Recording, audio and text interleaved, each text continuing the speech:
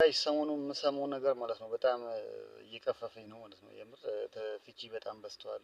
አምና ስንገረም ነበር፣ ዘንድሮም ይኸው ብሶበታል። ዘንድሮም 54% ገደማ ፍቺ ተፈጽሟል። የዘንድሮ ሪፖርት የተደረገለት ማለት ነው። ሰምታችሁ ሊሆን ይችላል አላውቅም። ግን ምንድነው ነገሩ? ምን እየተካሄደ ነው? የምር ሀገራችን ምንድነው ወደፊት ተስፋ ምንድነው? የተወለዱ ልጆችስ ምንድነው ተስፋቸው? የምር በጣም ግራ እየገባኝ ነው ማለት ነው።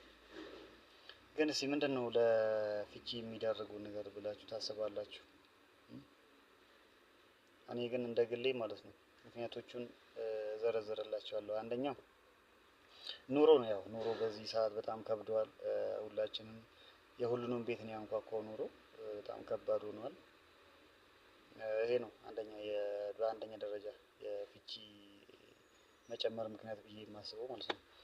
ሁለተኛ ደግሞ ይሄ ምንድነው ሰልፊሽ ሆኖ ምንድነው ሰልፊሽ ማለት ምንድነው? አለመከባበር ምናምን በትዳር ውስጥ አለመከባበር ይኖራል። መከባበር ከሌለ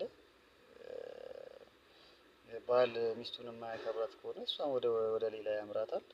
ወንድም ደግሞ እንደዛው ወደ ሌላ እየሄደ ልጆቹን አስቀምጦ ሌላ ቦታ ይሄዳል። ውሽማ ያስቀምጣል።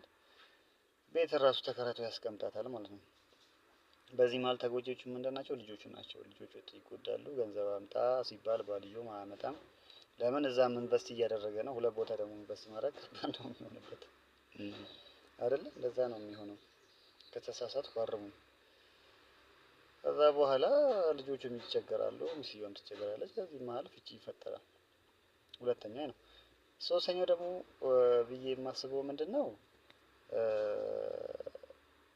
ይሄ ቤተሰብ ጣልቃ ሲገባ፣ ቤተሰብ ሶስተኛ ወገን በትዳር ላይ ጣልቃ የሚገባ ከሆነ እያንዳንዱ ነገር እኔ ካልፈተፈትኩላችሁ፣ እያንዳንዱ ነገር እኔ ካልወሰንኩላችሁ የሚል ወይ የባል ወገን ወይም የሚስት ወገን እንደዚህ አይነት ጣልቃ ገብነት ካለ ትዳሩ ይበጠበጣል፣ ፍቺ ይፈጽማል። ለምን?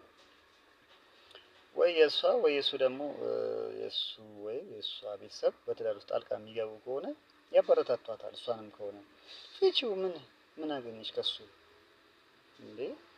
ይኸው እሱን ካገባች በኋላ እኮ እንዲህ እንዲሆን ብለው ይገፋፏታል። ፍቺው ብዙ ነገር እያሉ ይገፋፏታል።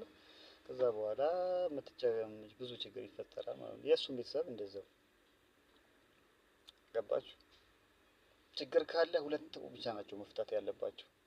በትዳር ውስጥ ችግር ካለ የኢኮኖሚም ይሁን የስነ ልቦናም ይሁን የምንም ይሁን ሁለቱ ተነጋግሮ መፍታት መቻል አለባቸው።